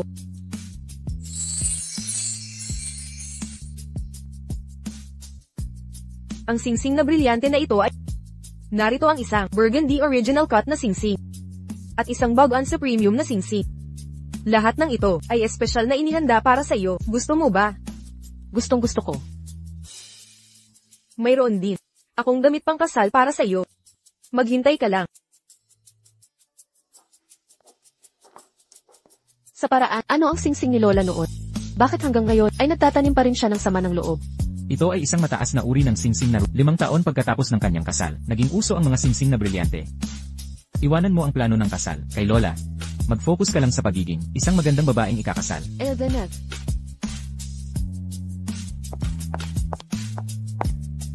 Halika, Melissa, subukan mo ito.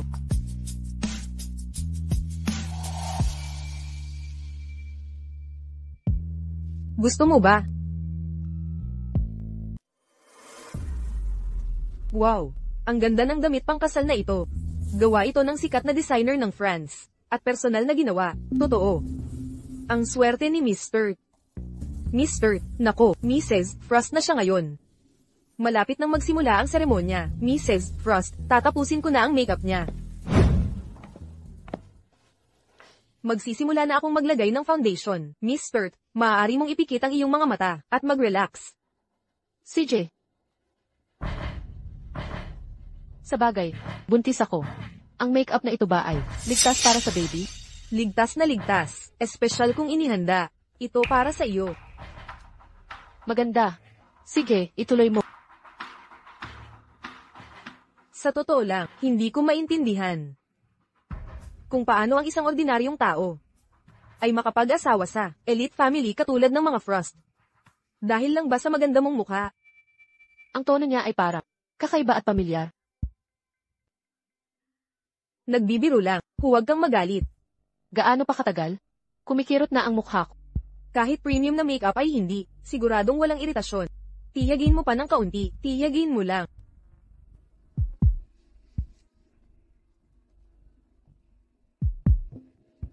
Tapos na. Maaari mo nang imulat ang iyong mga mata, ngayon. Aray.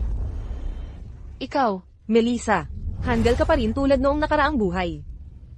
Mamatay ka na. Aray. Huwag. Rebecca, ikaw ba yan? Anong problema, Mr.? Panaginip lang pala. Pasensya na. Nagulat ba kita? Okay lang ako. Mr. Hindi ka ba maganda ang pakiramdam?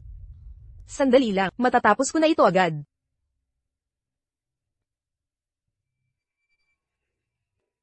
Mr. Ang ganda mo. Why, Simon? Honey, handa ka na ba? Darating na ako dyan. Mr. Gutom ka ba? Gusto mo ng cake? Hindi, salamat. Nasusuka ako sa matatamis. Asim lang ang kaya ko. Asim, Preskong aprikot, binibenta. itigil ang sasakyan. Preskong aprikot, binibenta. Anong ginagawa mo, honey? Malalaman mo rin. Boss, bibili ako ng aprikot. Parating na.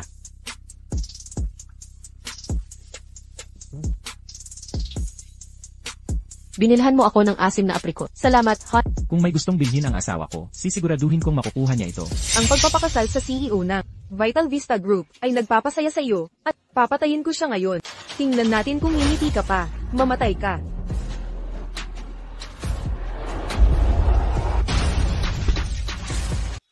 Simon. Mr. Frost. Mr. Frost, gising. Mr. Frost. Honey, anong nangyayari sa'yo? Simon, manatili ka sa akin. Magiging okay ka rin. Simon.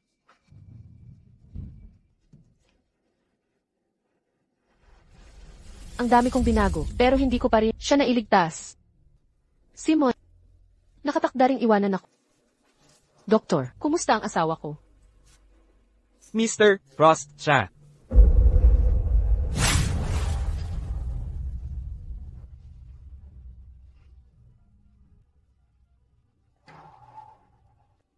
Melissa, ikaw ang panalo. Tignan mo ako, talunan.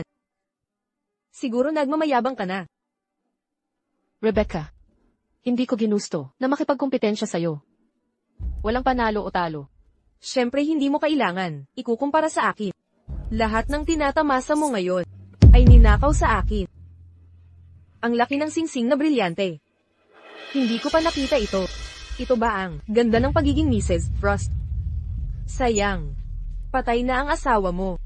Ang anak mo sa sinapupunan ay lalaking walang ama. Ngayon, miserable ka na rin.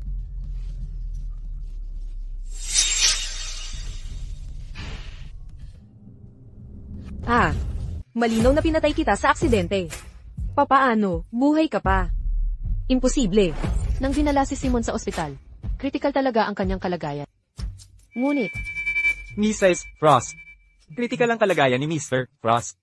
Pero ang amoy ng suka sa kanyang kamay ay protektado ang kanyang ulo mula sa matinding pinsala.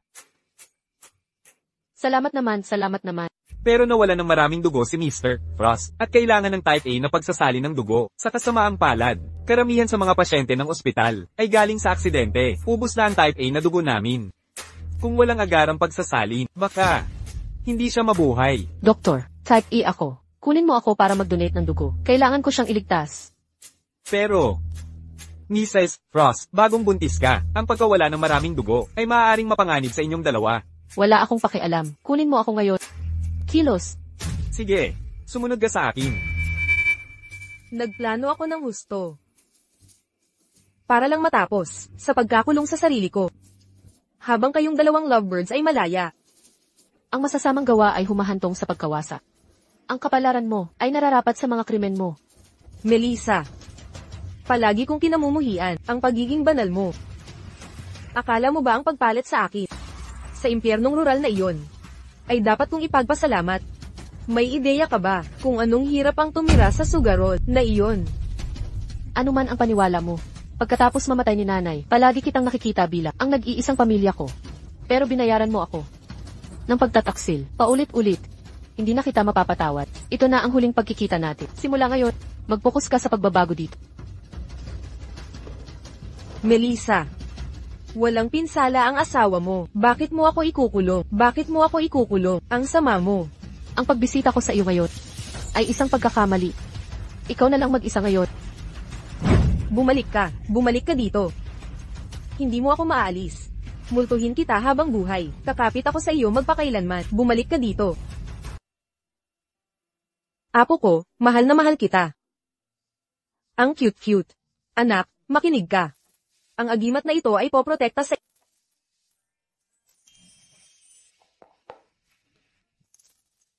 Simula ngayon, lumaki kang malakas. At mabuhay ng 100 taon. Ginto pa ito. Mrs. Judy Frost, kumpara sa regalo mo. Ang regalo ko sa unang buwan ay napakasimple. Bakit mo ako kinukumpara? Ako ang kanyang lola sa tuhod. Higit pa doon, kung hindi dahil sa inyo, Mr. at Mrs. Frost. Ang batang ito ay hindi sana ipinanganak. Oo nga pala, ngayong mayroon na tayong baby, Simon. Ang kasal mo kay Melissa ay dapat nang ayusin agad. Napag-usapan na namin. Gusto niya ng pribadong seremonya. Hindi pwede. Noong nakaraan, ang aming kasal ay nasira. Ngayon, magkakaroon tayo ng engranding kasal. Para itaboy ang malas. Tayo ay pupunta sa ibang bansa. Mababaw na buhangin. Dekora sayo ng lobo. Lahat ng bag. Beach. Mga lobo. Mrs. Judy Frost, bakit hindi natin ganapin ang kasal sa isang cruise ship? Buong serbisyo sa pagkain, kasama na lahat. Imbitahan pa ang mas maraming bisita. Lahat ng empleyado ng Vital Vista ay imbitado. Para magdiwang ng sama-sama. Anong ginagawa mo? Ito ba ang kasal ko o isang company retreat? Teka, Mr. Frost, hindi yun ang ibig kong sabihin. Hello. Mr. Ako ang gwardiya ng kapatid mong si Rebecca, sa pasilidad ng kulungan. Nagpakamatay siya kagabi. Ang huling mga salita niya ay, pagkatapos ng kamatayan, magsimula muli, kahit ano pa, pumunta ka, para ayusin ang mga arrangement. Mrs. Judy Frost, gawin nating masigla ang kasal. Paano kung dagdagan natin ang isang raffle segment? Gusto mo lang magkaroon ng team building. Hindi na kailangan. Hindi na magkaugnay sa anumang paraan. Kayo na ang bahala. Ibigay mo sa akin ang notebook na yan. Hindi, kailangan ng pahintulot ni Mrs. Judy Frost. Ibigay mo na. Hindi, Babawasan ko ang sweldo mo. hindi pa rin.